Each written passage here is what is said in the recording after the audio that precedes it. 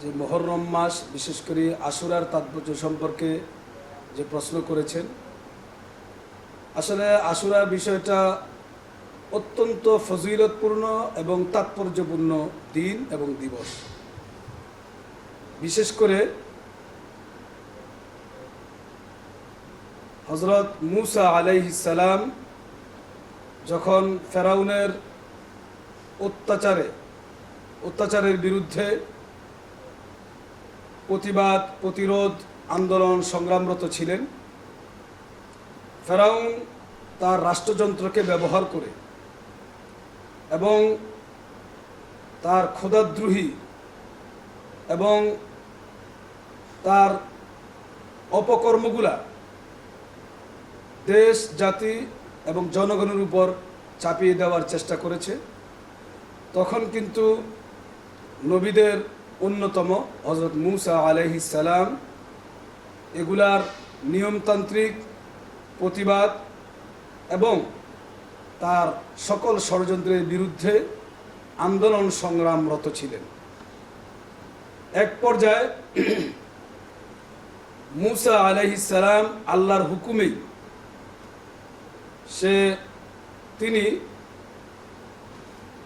মিশর থেকে তিনি আল্লাহর হুকুমে অন্যত্র চলে যাওয়ার জন্য আদিষ্ট হলেন।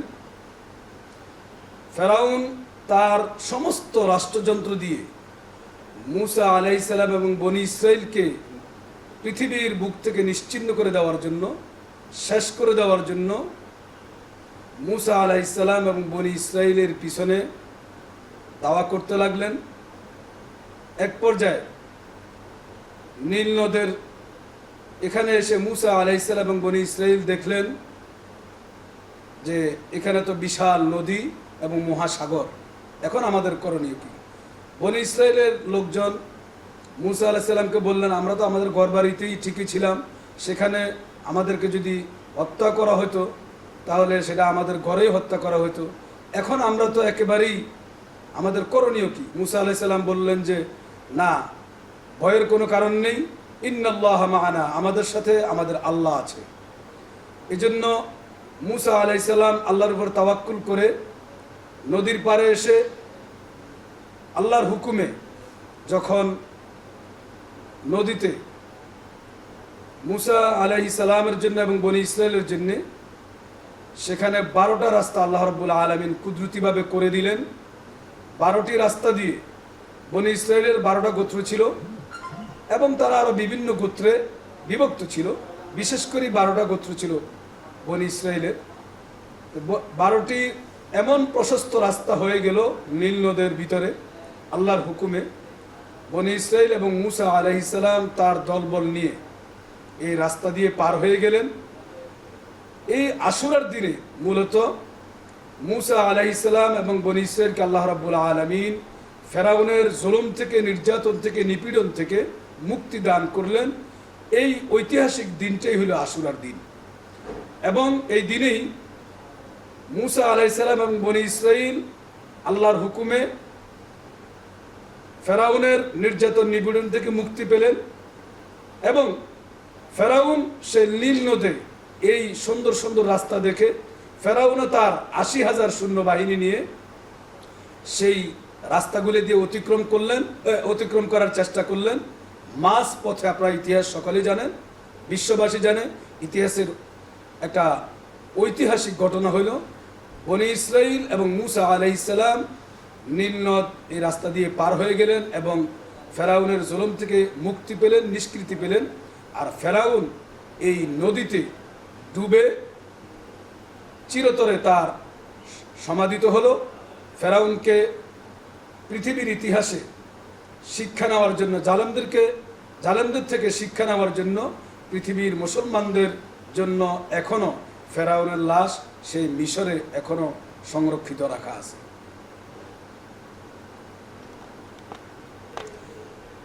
দ্বিতীয় একটা কথা হলো, আশুরার এই দিনের আরেকটা তাৎপর্য হইল যে রাসূল করিম সাল্লাল্লাহু আলাইহি ওয়াসাল্লামের ইন্তেকালের 51 বছর পরে এসে সেই ইরাকের কারবালায় যে ঐতিহাসিক মর্মান্তিক আরেকটি ঘটনা ঘটেছে। এটা ইসলামের ইতিহাসে আশুরার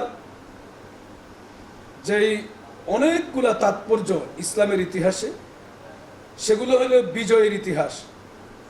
বিশেষ করে মুসা আলাইহিস সালাম ফেরাউনের জুলুম থেকে নিষ্কৃতি পেয়েছেন এই আশুরার 10 তারিখ মুহররম মাসের এই 10 মুহররম।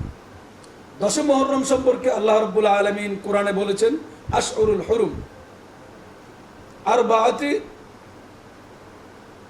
হুরুম। আল্লাহ রাব্বুল আলামিন বলছেন যে 4টা মাসের ভিতরে, এই 12টি মাসের ভিতরে 4টা মাস হলো অত্যন্ত সম্মানিত মাস। এটার ভিতরে অন্যতম মাস হলো মুহররম মাস। মুহররমের 10 তারিখ রোজা রাখা, এটা কিন্তু ইসলামের ইতিহাসে রাসূল করিম সাল্লাল্লাহু আলাইহি ওয়াসাল্লাম রমজান মাস ফরজ রোজার পরে এই মুহররমের 10 তারিখের রোজাকে অত্যন্ত গুরুত্ব দিয়েছেন। বিশেষ করে রাসূল করিম সাল্লাল্লাহু আলাইহি ওয়াসাল্লাম যখন হিজরত করে মদিনা চলে গেলেন, মদিনায় গিয়ে দেখলেন যে মদিনার ইহুদিরা 10 মুহররমের রোজা রাখে। রাসূল করিম সাল্লাল্লাহু আলাইহি ওয়াসাল্লাম তাদেরকে জিজ্ঞাসা করলেন যে তোমরা কেন এই দিনে রোজা রাখো? তারা বললেন যে এটা বনি ইসরাইলের এবং আমাদের নবী মুসা আলাইহিস সালাম ফেরাউনের নির্যাতন থেকে মুক্তি পেয়েছিল এই দিনে, এই জন্য আমরা এই দিনের তাৎপর্য হিসেবে রোজা রাখি।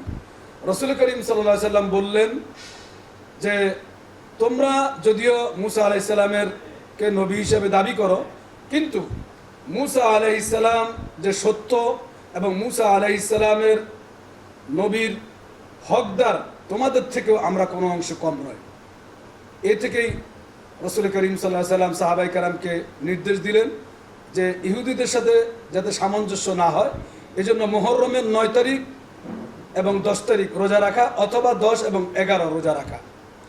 তবে এখন শিয়া সহ বিভিন্ন সম্প্রদায় মুহররমের 10 তারিখকে ইসলামের ইতিহাসের যেই ঐতিহাসিক দিন আশুরা এবং মুসা আলাইহিস সালামের ফেরাউনের জুলুম থেকে মুক্তির যে ঐতিহাসিক দিন, এটাকে পাশ কাটিয়ে হযরত হুসাইন রাদিয়াল্লাহু তাআলা আনহুর যেই শহীদের দিনকে বেশি গুরুত্ব দিয়ে শোক এবং মাতম, তাজিয়া, বিভিন্ন শোক মিছিল পালন করে। এটা ইসলামের ইতিহাসের সাথে সামঞ্জস্যপূর্ণ নয়। বিশেষ করে ইসলামের ইতিহাসে আশুরার তাৎপর্য হলো এটা ঐতিহাসিক মুসা আলাইহিস সালামের ফেরাউন থেকে মুক্তির, ফেরাউনের জুলুম থেকে মুক্তির, তার অত্যাচার থেকে মুক্তির ঐতিহাসিক দিন। এই দিনে রোজা রাখা মুসলমানদের জন্য নফল রোজা হিসেবে অত্যন্ত তাৎপর্যপূর্ণ এবং আমাদের নবী নির্দেশে দিয়েছেন। রাসূল করিম সাল্লাল্লাহু আলাইহি ওয়াসাল্লামের নির্দেশে ছিল যে মুহররমের রোজা রাসূল নিজেও রাখতেন, সাহাবায়ে কেরামকেও রাখার জন্য নির্দেশ দিয়েছেন। এবং আগের দিন 9 তারিখ 9 মুহররম, 10 মুহররম, যাতে ইহুদিদের সাথে সামঞ্জস্য না হয়, অথবা 10 এবং 11 মুহররম। এবং শিয়া সম্প্রদায় সহ কিছু বাতিলপন্থী তারা এই তাৎপর্যকে সম্পূর্ণরূপে পাশ কাটিয়ে তারা হযরত হুসাইন রাদিয়াল্লাহু তাআলা আনহুর শাহাদাতকে সামনে নিয়ে এসে যে শোক বা বিভিন্ন মাতম বা তাজিয়া করে, এটা ইসলামের সাথে সামঞ্জস্যপূর্ণ নয়, এটা ইসলাম অনুমোদন করে না। বিশেষ করে হুসাইন রাদিয়াল্লাহু তাআলা আনহু রাসূল করিম সাল্লাল্লাহু আলাইহি ওয়াসাল্লামের দৌহিত্র, আমাদের সকলেরই অত্যন্ত সম্মান এবং শ্রদ্ধার ব্যক্তিত্ব। তিনি নিজেও জুলুমের বিরুদ্ধে, ইয়াজিদের অন্যায় শাসনের বিরুদ্ধে প্রতিবাদ করতে গিয়ে তিনি শাহাদাত বরণ করেছেন। এটাও কিন্তু ইসলামের ইতিহাসে অত্যন্ত গুরুত্বপূর্ণ। তবে রাসূল করিম সাল্লাল্লাহু আলাইহি ওয়াসাল্লামের নির্দেশিত যে তাৎপর্য, আশুরার 10 তারিখ রোজা রাখা, আশুরার 10 তারিখ নফল ইবাদত করা, এটা বাদ দিয়ে হুসাইন রাদিয়াল্লাহু তাআলা আনহুর প্রতি সম্মান দেখিয়ে বেদাত, যেটা শোক ইসলামে মাত্র 3 দিন। হুসাইন রাদিয়াল্লাহু তাআলা আনহুর শাহাদাত বরণে ইসলাম শোক পালন করেছে। ইসলামের শোক পালন হলো একজন ব্যক্তি মৃত্যুবরণ করার 3 দিন পর্যন্ত শোক পালন, এটা ইসলামী শরীয়তে জায়েজ। এবং এটা ইসলামের অনুমোদন রয়েছে। তবে প্রতি বৎসর নিয়ম করে ওই দিবসে শোক করা, মাতম করা, তাজিয়া মিছিল করা, এটা ইসলামী শরীয়ত অনুমোদন করে না। এটাই পরিষ্কার, এটাই বাস্তব, এটাই সত্য। তবে হুসাইন রাদিয়াল্লাহু তাআলা আনহু যেই আদর্শ জাতির সামনে উপস্থাপন করে গেছেন, শাসক জালিম শাসকের বিরুদ্ধে, অত্যাচারের বিরুদ্ধে, যেরকম মুসা আলাইহিস সালাম ফেরাউনের বিরুদ্ধে আন্দোলন করেছেন, সংগ্রাম করেছেন, হুসাইন রাদিয়াল্লাহু তাআলা আনহু ইয়াজিদ এবং তৎকালীন শিমারের বিরুদ্ধে আন্দোলন সংগ্রাম করতে গিয়ে সত্যের পক্ষে, ইসলামের পক্ষে, দুঃশাসনের বিরুদ্ধে, দুঃশাসনের অপশাসনের বিরুদ্ধে হুসাইন রাদিয়াল্লাহু তাআলা আনহু আন্দোলন সংগ্রাম জিহাদ করে গেছেন। সেটা অবশ্যই আমরা ধারণ করি। আমরা মুসলমান হিসাবে, ইমানদার হিসাবে ইসলামের ঐতিহাসিক হুসাইন রাদিয়াল্লাহু তাআলা আনহুর যে শাহাদাত বরণ, এটা অত্যন্ত তাৎপর্যপূর্ণ, অত্যন্ত একটি আমাদের ইসলামের ইতিহাসে এটাও বড় বিষয়। তবে এ আন্দোলন ছিল জালেমের বিরুদ্ধে, অন্যায় শাসনের বিরুদ্ধে, ইসলামের পক্ষে, ন্যায়ের পক্ষে, ইনসাফের পক্ষে। এজন্য এখনো বিশ্ব মুসলমান, বিশেষ করে বাংলার জনগণকে আমি বলবো, হযরত মুসা আলাইহিস সালাম যেরকম জালিম শাসকের বিরুদ্ধে আন্দোলন করেছেন, সংগ্রাম করেছেন, আল্লাহর পক্ষ থেকে তিনি সাহায্য পেয়েছেন। হুসাইন রাদিয়াল্লাহু তাআলা আনহু কিন্তু ইয়াজিদ এবং শিমারের বিরুদ্ধেও, দুঃশাসন জালিম সরকারের বিরুদ্ধে হুসাইন রাদিয়াল্লাহু তাআলা আনহুর আন্দোলনও অত্যন্ত তাৎপর্যপূর্ণ। এজন্য ইসলামের এই শিক্ষাগুলোকে আমরা আমাদের ব্যক্তি জীবন, পারিবারিক জীবন, সামাজিক জীবন, রাষ্ট্র এবং আন্তর্জাতিক পর্যায়ে সাংবাদিক বন্ধুদের মাধ্যমে, মিডিয়ার মাধ্যমে আমরা দেশবাসীকে বলতে চাই, আমরা সকল ন্যায়ের পক্ষে, ইনসাফ প্রতিষ্ঠার জন্য আমরা কাজ করছি। বিশেষ করে হেফাজতে ইসলাম যে দেশবাসীকে আহ্বান জানিয়েছে দুঃশাসনের বিরুদ্ধে, শোষণের বিরুদ্ধে, জুলুমের বিরুদ্ধে, অন্যায়ের বিরুদ্ধে, ইনসাফের পক্ষে আমরা কাজ করব। দেশবাসীকেও আহ্বান জানাবো, আশুরার শিক্ষা হবে, ইনসাফ প্রতিষ্ঠার জন্য আমরা কাজ করব। সমাজে আদল এবং ইনসাফ, সুশাসন প্রতিষ্ঠার জন্য দেশবাসীকে কাজ করার আহ্বান জানাই।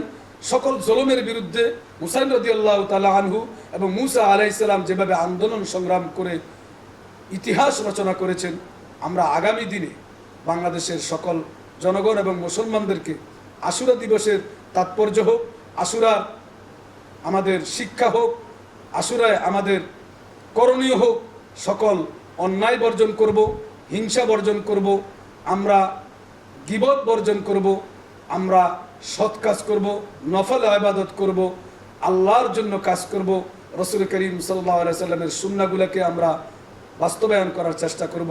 বিশেষ করে হুসাইন রাদিয়াল্লাহু তাআলা আনহু যে ইয়াজিদ এবং শিমারের বিরুদ্ধে আন্দোলন করতে গিয়ে শাহাদাত বরণ করেছেন, আজকের এই দিনে বিশেষ করে আশুরার শিক্ষাই হোক সকল জুলুমের বিরুদ্ধে, তাগুতের বিরুদ্ধে আন্দোলন এবং সংগ্রাম। আল্লাহ রাব্বুল আলামিন আমাদের সবাইকে দ্বীনের পরিপূর্ণ সহি বুঝ এবং শরীয়তের বিধানগুলোকে মেনে চলার তৌফিক দান করুন। আমিন। ওয়া আখিরু দাওয়ানা আনিল হামদুলিল্লাহি রাব্বিল আলামিন। আবারও সাংবাদিক বন্ধুদের ধন্যবাদ জানাই আপনাদের এই কষ্ট করার জন্য। দেশবাসীকে বলবো, আশুরার তাৎপর্য হলো, আশুরাতে আমরা রাসূল করিম সাল্লাল্লাহু আলাইহি সাল্লামের নির্দেশ মতো আশুরার 10 তারিখ এবং 9 তারিখ অথবা 10 এবং 11 তারিখ রোজা রাখবো। এই রোজার তাৎপর্য এবং ফজিলত অনেক বেশি। পূর্বের 1 বছরের গুনাহ আল্লাহ রাব্বুল আলামিন এই আশুরার রোজা পালনের কারণে আল্লাহ রাব্বুল আলামিন পূর্বের 1 বছরের গুনাহ মাফ করে দেন। আল্লাহ রাব্বুল আলামিন এই তাৎপর্যপূর্ণ রোজা রাখার আমাদেরকে তৌফিক দান করুন।